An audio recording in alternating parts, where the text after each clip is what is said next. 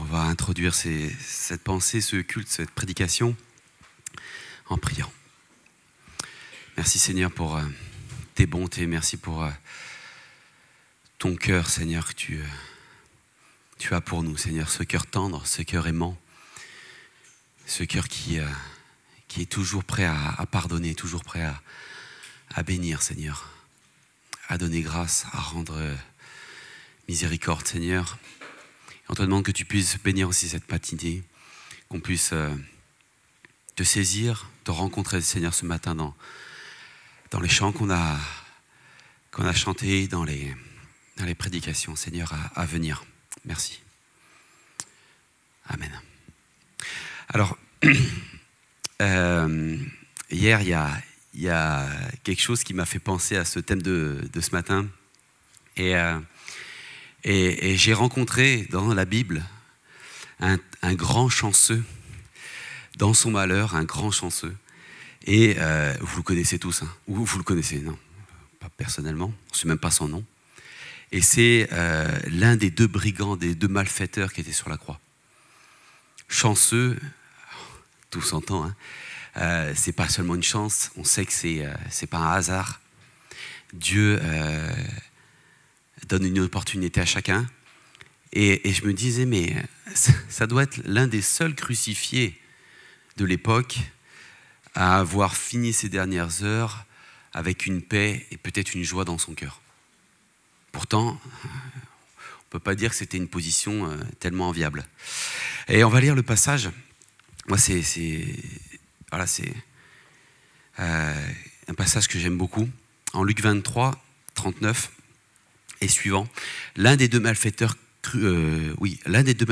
crucifiés l'injuriait en parlant de Jésus, disant « N'es-tu pas le Christ ? Sauve-toi toi-même et sauve-nous d'ailleurs. » Mais l'autre le reprenait et disait « Ne crains-tu pas Dieu, toi qui subis la même condamnation ? Pour nous, c'est juste, car nous recevons ce qu'ont mérité nos crimes. Mais celui-ci n'a rien fait de mal. » Et il dit à Jésus, « Souviens-toi de moi quand tu viendras dans ton règne. » Jésus lui répondit, « Je te le dis en vérité, aujourd'hui, tu seras avec moi dans le paradis. » Et j'imagine, on ne le sait pas, c'est pas écrit, mais j'imagine que le fait d'avoir été sauvé in extremis, ça a été pour lui un apaisement énorme. Et pourquoi, quelle est la différence avec son compagnon, on va dire, malfaiteur ? C'est que le premier continue à se moquer, continue à être arrogant, et le deuxième, il finit par se rendre compte de sa condition.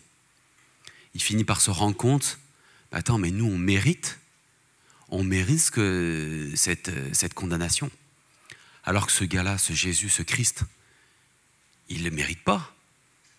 Alors, je ne sais pas si vous imaginez, mais un bandit qui arrive à discerner que la justice qui vient d'être appliquée à Jésus est fausse, c'est que j'imagine que le bandit, soit il était, ou le brigand était déjà en prison depuis quelque temps, il attendait sa condamnation, donc il ne doit pas être au courant de tout. Donc si ça lui est arrivé aux oreilles que Jésus, il est crucifié, mais pour aucune raison, c'est que ça se devait savoir. Ça devait savoir que Jésus, il n'a pas été crucifié parce que il avait fait des erreurs, parce qu'il n'avait pas été poli ou quoi que ce soit. Non, ça se savait. C'était une parenthèse. Donc il y a ce que je voulais parler ce matin, c'était la joie qu'il y a de recevoir le pardon. Je pense qu'on l'a tous vécu. Cette joie où on se sait pardonner. Alors bien sûr, des fois, on est content qu'on nous pardonne, voilà, super, merci. Mais parce que souvent, on ne se sent pas si coupable que ça, dans plein d'événements. Je ne parle pas uniquement vis-à-vis de Dieu.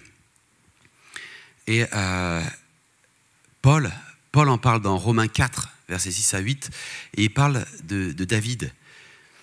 Et il dit, de même David exprime le bonheur de l'homme à qui Dieu impute la justice sans les œuvres. Et ça parle du pardon.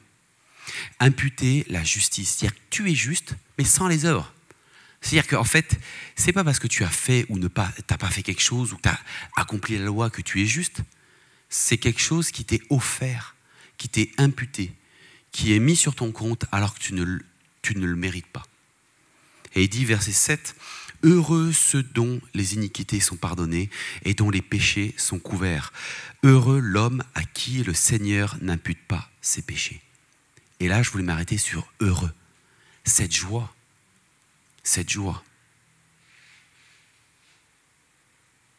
Et je pensais à cette phrase qui dit, mais réellement, est-ce qu'on peut dire qu'on est sans péché ? On sait tous, non. Est-ce qu'on peut dire qu'on n'a jamais échoué ? Non. Est-ce qu'on peut dire qu'on a mérité d'être pardonné ? Ben non. Par principe, non. Et je voudrais m'arrêter sur ça, c'est que si nous ne vivons pas notre vie basée sur la grâce, nous vivons sur un mensonge. C'est-à-dire que si nous ne vivons pas sur la grâce, nous vivons automatiquement sur un mensonge. Il n'y a pas de juste milieu. La vie que nous avons, c'est par pure grâce que nous l'avons. Et c'est par Dieu que nous l'avons. Si nous ne vivons pas comme ça, si on vit, je dirais, selon nos critères, on vit automatiquement et pas autrement que sur un mensonge. L'une des choses que, peut-être que je suis le seul, hein, mais que je ne supporte pas dans le monde, façon de parler, hein, c'est le fait qu'ils fusillent. Je ne sais pas comment le tourner. Ils tirent. Ils exécutent. Et qu'est-ce que ce monde fait en permanence, excusez-moi, c'est qu'il juge, il condamne, il tire sur tout ce qui bouge. C'est ce que j'ai l'impression de voir constamment. Que ça soit dans notre travail, que ça soit malheureusement parfois dans nos familles, que ça soit n'importe où. Très, très, très souvent, on tire. On ne guérit pas, on ne soigne pas, on tire. On exécute, on condamne. On écrase, on piétine. D'ailleurs, même certains s'en vantent. Dire pour réussir, il faut piétiner les autres. Et on n'est pas appelé, bien sûr, à vivre de cette manière-là. Absolument pas.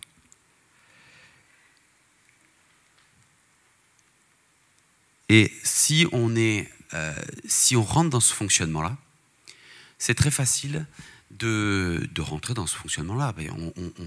Avant d'être chrétien, je n'étais pas chrétien. Avant d'être sauvé, je n'étais pas sauvé.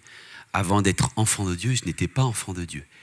Et comme chacun d'entre nous, on connaît ces mauvais travers de vouloir corriger les choses, de corriger les gens, de rectifier, de juger, de condamner. Et souvent, ça va de pair et de parallèle avec le fait qu'on est dans une auto-justification. On est dans une auto-défense. Et parce qu'on sait qu'on attaque les autres, donc on sait qu'on doit se défendre. Il n'y a aucune armée qui part à la guerre en se disant, ou qu'un pays qui part à la guerre en disant on ne fait que attaquer, il n'y a pas besoin de se défendre. Absolument pas. Le soldat, il va avec une épée, mais il va aussi avec un bouclier. Et je dirais, dans la chair, c'est la même chose. Elle aime attaquer et elle cherche à se défendre. Et l'auto-justification, qu'est-ce que ça fait ? Ça fait l'inverse de ce que Dieu veut faire pour nous. Ça nous empêche de recevoir le pardon. Ça nous empêche de recevoir la joie du pardon. Parce que si je suis toujours en train de me justifier, je n'ai pas raison d'être pardonné parce que je suis auto-justifié. Je n'ai pas de raison de chercher le pardon parce que j'essaye de me pardonner tout seul ou de me trouver des raisons de m'excuser. Donc, il y a un verset, et je vais continuer et finir aussi avec ça, en Éphésiens 4, verset 32, qui nous encourage « Soyez bons les uns envers les autres, compatissants, vous pardonnant réciproquement comme Dieu vous a pardonné en Christ. » C'est un appel. c'est un appel qui est fait à chacun, à se pardonner réciproquement. Ésaïe 44, parce que là on voit des passages dans le Nouveau Testament, on dit bah oui, ça c'est depuis Christ. Mais déjà dans l'Ancien Testament, pour dire c'est le même Dieu, en Ésaïe 44, versets 22-23, « J'effacerai ta transgression comme un nuage et tes péchés comme une nuée. Reviens à moi, car je t'ai racheté. » Ça, c'est dans l'Ancien Testament. Déjà dans l'Ancien Testament, Dieu cherchait à pardonner. Et il pardonnait. Quand je dis chercher, c'est qu'il voulait qu'on comprenne à quel point on avait besoin de ce pardon. Verset 23, et c'est là où je voulais appuyer ça ce matin, c'est le fait de se réjouir. « Cieux, réjouissez-vous, car l'Éternel a agi. Profondeur de la terre, retentissez d'allégresse. Montagnes, éclatez en cris de joie. Vous aussi, forêts, avec tous vos arbres. Car l'Éternel a racheté Jacob et a manifesté sa gloire en Israël. » Et là, ça m'a un peu surpris. Je me dis, mais attends, il a manifesté sa gloire ? Sa gloire, c'est de pardonner ? Qui est fier et qui est heureux de pardonner ? Et des fois, on se dit, ah non, c'est une galère. J'ai pas envie de pardonner, moi. T'as vu ce qu'il m'a fait, t'as vu ce qu'elle m'a fait. Et pourtant, l'Éternel dit, non, c'est ma gloire. C'est ma gloire qui est là. Dans le pardon que je leur donne, dans le rachat que j'ai opéré.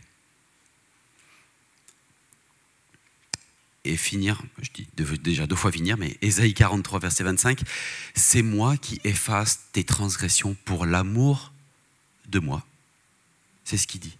Expression assez amusante, ou en tout cas surprenante. « Et je ne me souviendrai plus de tes péchés. » C'est moi, moi qui efface tes transgressions pour l'amour de moi.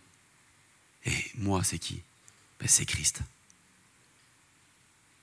Je ne vous pardonne pas et je n'efface pas les transgressions parce que vous avez fait des œuvres ou que vous le méritiez, mais parce que moi, parce que Christ, parce que moi-même,